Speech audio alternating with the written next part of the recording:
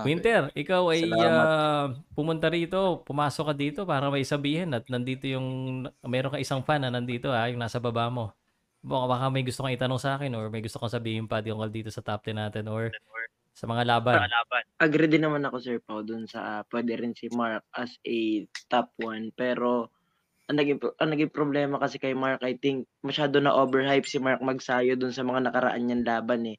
'Di ba last year he is being considered as one of possible candidate for being a face of the Philippine boxing. Pero I think masyadong na-overrated dun si Mark Magsayo.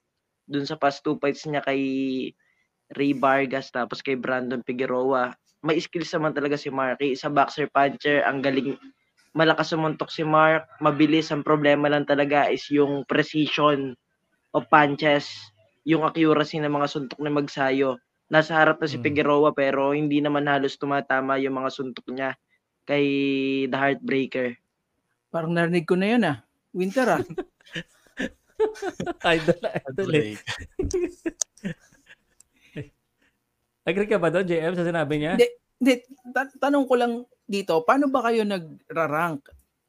Active boxers? How do you rank? What is the criteria na tinitingnan ninyo? So earlier today, I said that my criteria was I'm considering the record, the accomplishment, the belt, the method of the wins, the level of opponent, and I consider the last maybe 2 years. Opponent.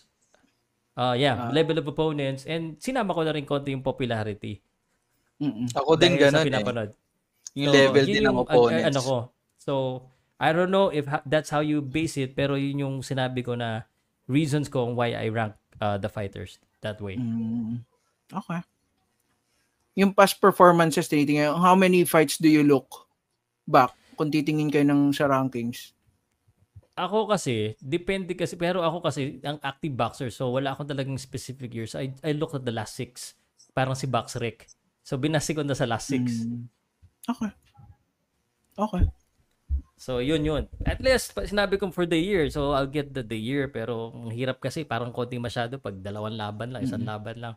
You cannot really get a good sample. So, yan na yung top 10 active boxers ko. Wala ka ba idadagdag dyan na sa tingin mo dapat nandyan, JM?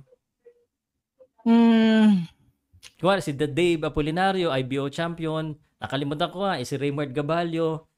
Kasi binasihan ko rin yung Boxrec Yung Boxrec. Wala di ako kasi tumitingin sa Boxrec Saan ka tumitingin sa Badrec? Alam mo na yung Badrec?